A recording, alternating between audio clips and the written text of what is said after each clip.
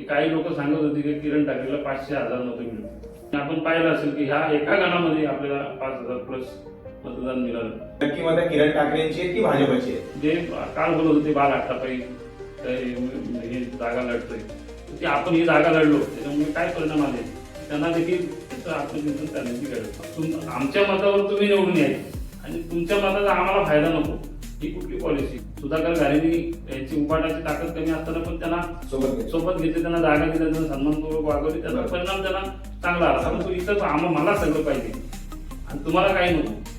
युती करण्यासाठी भाजप हवी परंतु किरण ठाकरे नको असं वैयक्तिक काही याच्यामध्ये दिसून येते का?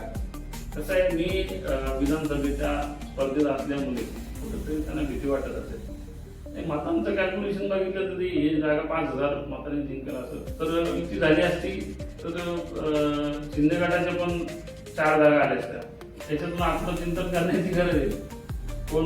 कोणाकडे काय आहे ते या निवडणुकीमध्ये कळावे आणि कोण बरोबर असेल काय फायदा होऊ शकतो. किरण ठाकरे हा स्वाभिमानी माणूस आहे. किरण ठाकरेकडे निवडणुका लढण्याची हिंमत आहे. कोणाच्या कोबड्या घेऊन मी लढलो नाही.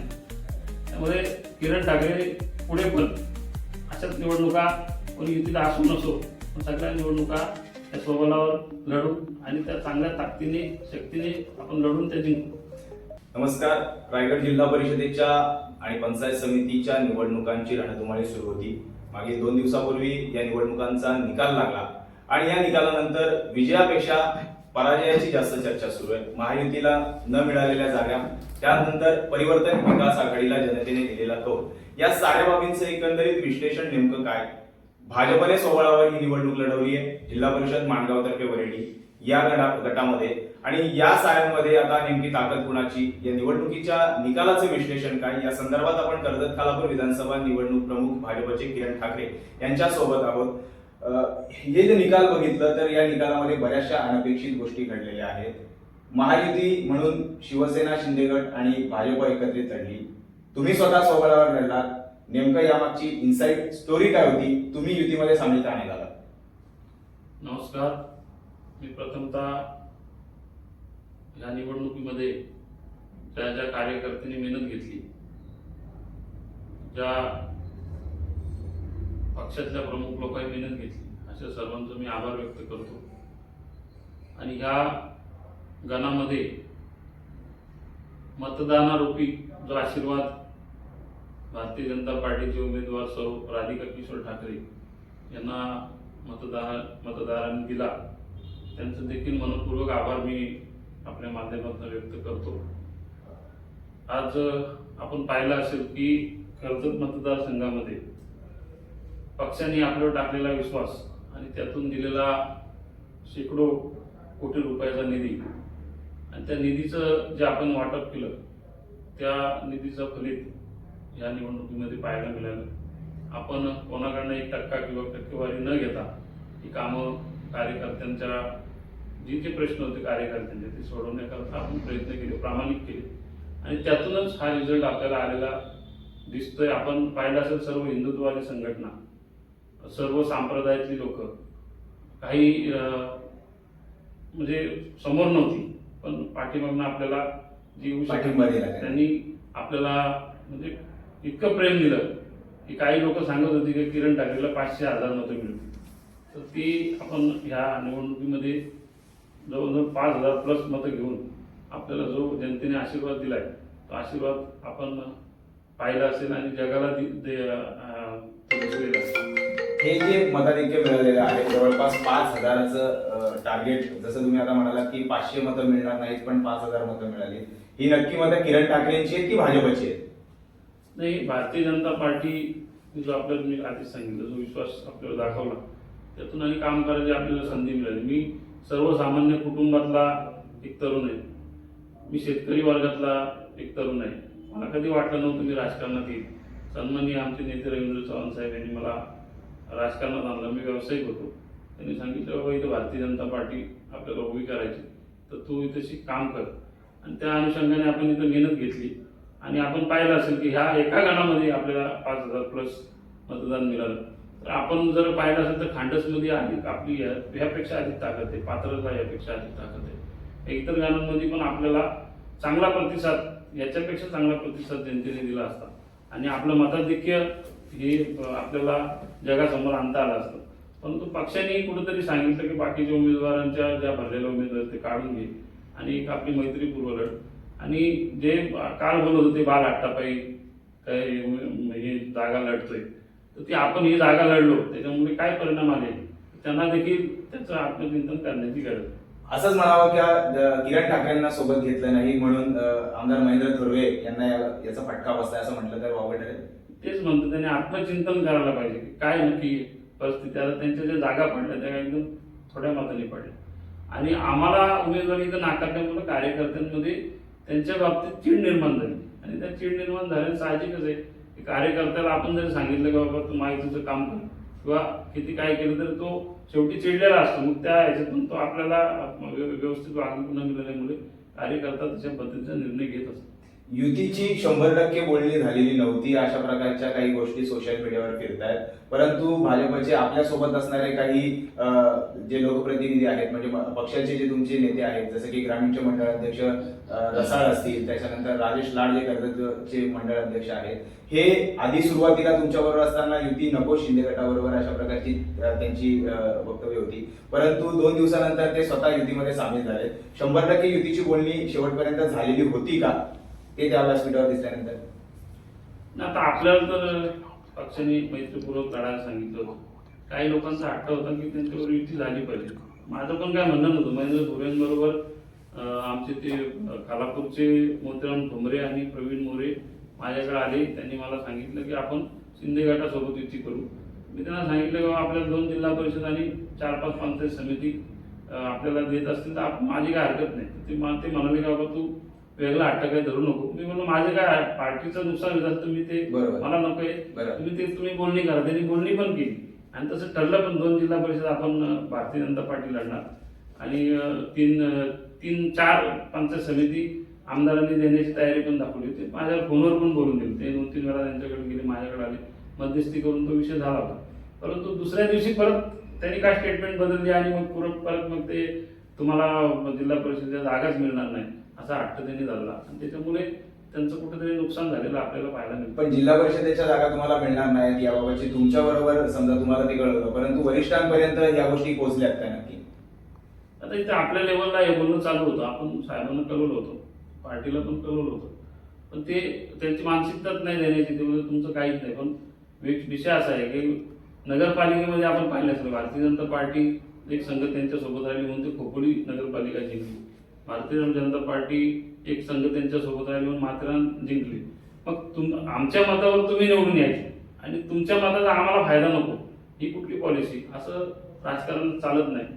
उद्या काल आता बघितलं असेल या निवडणुकी झाली, त्या निवडणुकीमध्ये सुधाकर घारेंनी यांची उभाटाची ताकद कमी असताना पण त्यांना सोबत घेतले, त्यांना जागा दिल्या, त्यांना सन्मानपूर्वक वागवले, त्याचा परिणाम त्यांना चांगला आला. परंतु इथं मलाच सगळं पाहिजे आणि तुम्हाला काही नको अशी. परंतु याच्यामध्ये भाजपला काही जागा पंचायत समितीच्या सोडल्या गेल्या, परंतु किरण ठाकरेंची जी मागणी होती 2 जिल्हा परिषदा तरी त्या देण्यात आल्या नाही. म्हणजे याचा अर्थ नेमका असा समजायचा का की युती करण्यासाठी भाजप हवी परंतु किरण ठाकरे नको असं वैयक्तिक काही याच्यामध्ये दिसून येते का? कसं आहे, मी विधानसभेच्या स्पर्धेत असल्यामुळे कुठेतरी त्यांना भीती वाटत असेल. म्हणजे दोन्ही पक्षाने तिकडे सुधाकर घारेंना पण वाटत असेल, इकडे महेंद्र थोरेंना पण वाटत असेल. म्हणून त्यांनी किरण ठाकरेला बाबा सोबत घेतला. त्याच्या कुठं जागा आल्या, त्याची माणसं इथं पदावर बसली, त्यांना भविष्यात कुठेतरी अडचण होऊ शकते या अनुषंगाने त्यांनी केलं असावं. पण ठीक आहे, त्यांना शुभेच्छा. काही कार्यकर्ते तुमच्या सोबतचे होते, त्यांचं असं म्हणणं होतं की राष्ट्रवादी सोबत युती करावी. मग त्या संदर्भातली तुमची राष्ट्रवादी सोबत काही या जिल्हा परिषद आणि पंचायत समितीच्या निवडणुकांकरता बोलणी झाली होती का? राष्ट्रवादी सोबत पण बोलणी सुरू होती, परंतु राष्ट्रवादी त्यांची जागा ही जागा सुधाकर घारे यांनी आणि त्यांचे भाऊ माझ्याशी बोलत होते, ते तेव्हा इथं नव्हते. तर एकदा त्यांच्याशी भेट झाली होती, पण त्यांचं असं म्हणणं होतं की ही जागा जी उमरवली जागा आहे ती उद्धव बाळासाहेब ठाकरे या गटाला त्यांची जागा आहे, तर ती आम्ही त्यांना सोडलेली. त्याच्यामुळे तिथं मग ती चर्चा थांबली आणि मग आम्ही स्वतंत्र लढण्याकरता आम्ही पार्टीला कळवलं आपण स्वतंत्र लढू. पक्षाला मिळालेलं हे आजचं 5,000चं मतदान आहे किंवा तुम्हाला वैयक्तिक किरण ठाकरे या नावाला मिळालेलं 5,000चं मतदान आहे, अशा प्रकारची चर्चा सध्या आपल्या या भागात सुरू आहे. याकडे तुम्ही कसं बघता? म्हणजे तुम्ही स्वबळावर लढले, 5,000चं मतदान झालेलं आहे. युतीत असतात तर हे याचं गणित वेगळं असतं. कदाचित तुमची जागा निवडून आली असती, पॅनल निवडून आलं असतं आणि जिल्ह्यात किंवा तालुक्यामध्ये सर्वात जास्त मताधिक्याने निवडून येणारी ही सीट ठरली असती. याबाबत नेमकं तुम्हाला काय वाटतं? मतांचं कॅल्क्युलेशन बघितलं तरी ही जागा 5,000 मतांनी जिंकेल असं म्हणजे एकंदरीत दिसतंय. तर युती झाली असती तर शिंदे गटाच्या पण 4 जागा आल्या असत्या, 2 त्यांच्या आल्या असत्या, 4 आमच्या जागा आल्या असत्या आणि हा रिझल्ट वेगळा असता. आता सध्या भाजपचे काही पक्षातीलच आपले स्थानिक नेते असतील ते शिवसेनेच्या नेत्यांसोबत बसलेले असतात. कुठेतरी ही जी युती होती ही इतर कुणाच्या तरी फायद्यासाठी होतीये का असं तुम्हाला वाटतंय का? म्हणजे जसं की बघितलं, जे नेते मंडळी आहे ते पक्षातील पनवेलचे आमदार प्रशांत ठाकूर, त्यानंतर जिल्हाध्यक्ष अविनाश कोळी यांच्यासोबत त्यांचं जास्त जमते असं एक एकंदरीत चित्र आहे. तर कुठेतरी पनवेल उरणमध्ये फायदा व्हायला पाहिजे म्हणूनच या भागात ग्रामीणमध्ये भाजपबरोबर युती करायची असा काही मानस तुम्हाला वाटतो का? नाही, आता जो तो ज्याचा त्याचा प्रश्न आहे, कोणी कुणाबरोबर जावं, कोणी कुणाबरोबर बसावं. पण एकंदरीत त्याच्यातून आत्मचिंतन करण्याची गरज आहे. कोणाकडे काय आहे ते या निवडणुकीमध्ये कळालंय आणि कोण बरोबर असेल काय फायदा होऊ शकतो.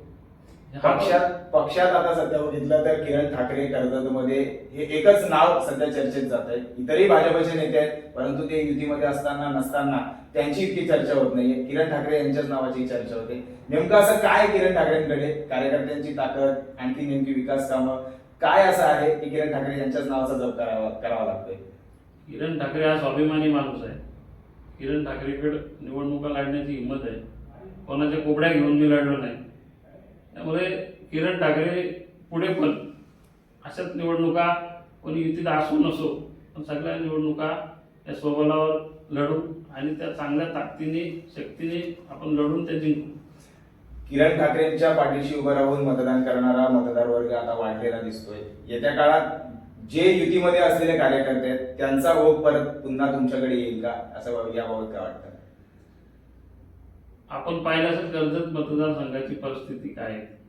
आता हिरा मतदारसंघामध्ये गुन्हेगारी वाढत चाललेली आहे आणि कुठेतरी कर्जत मतदारसंघामध्ये शांतता प्रस्थापित करायची असेल तर भविष्यात भारतीय जनता पार्टीला लोकांनी प्राधान्य देऊन मतदान करून इथे भारतीय जनता पार्टीचा आमदार जर केला तर मला वाटतं ह्या मतदारसंघामध्ये शांतता प्रस्थापित होईल.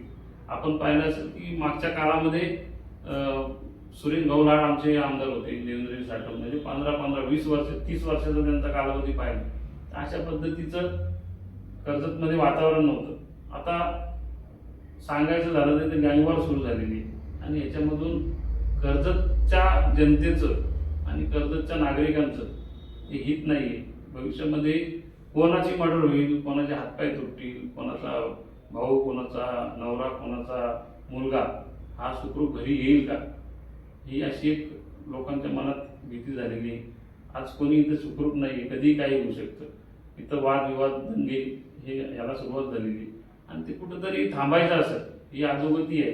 या अधोगतीपासून जर कर्जतकरांना जर इथं ही गुन्हेगारी थांबवायची असेल तर भारतीय जनता पार्टीला पुढे घेऊन, त्यांना पुढे नेऊन आणि भारतीय जनता पार्टीचे सर्वसामान्य कुटुंबातले कार्यकर्त्यांना निवडून देऊन, त्यांना प्राधान्य देऊन या कर्जत मतदारसंघामध्ये एक हिंदुत्ववादी हा मतदारसंघ आहे आणि एक हिंदुत्ववादी चेहरे या मतदारसंघामध्ये निवडून घ्यायला पाहिजे. कर्जत तालुक्यातल्या या पंचायत समितीच्या निवडणुकांमध्ये बघितलं तर पक्षीय बलाबल जे आपण बघितलं तर त्यामध्ये शेतकरी कामगार पक्षाला एक सीट मिळालेली आहे. तालुक्यामध्ये शेतकरी कामगार पक्ष संपतोय अशा प्रकारची चर्चा असताना पुन्हा एकदा एक जागा तरी मिळून शेतकरी कामगार पक्ष आता उभारी घेतोय. तर याबाबत तुम्ही काय सांगाल?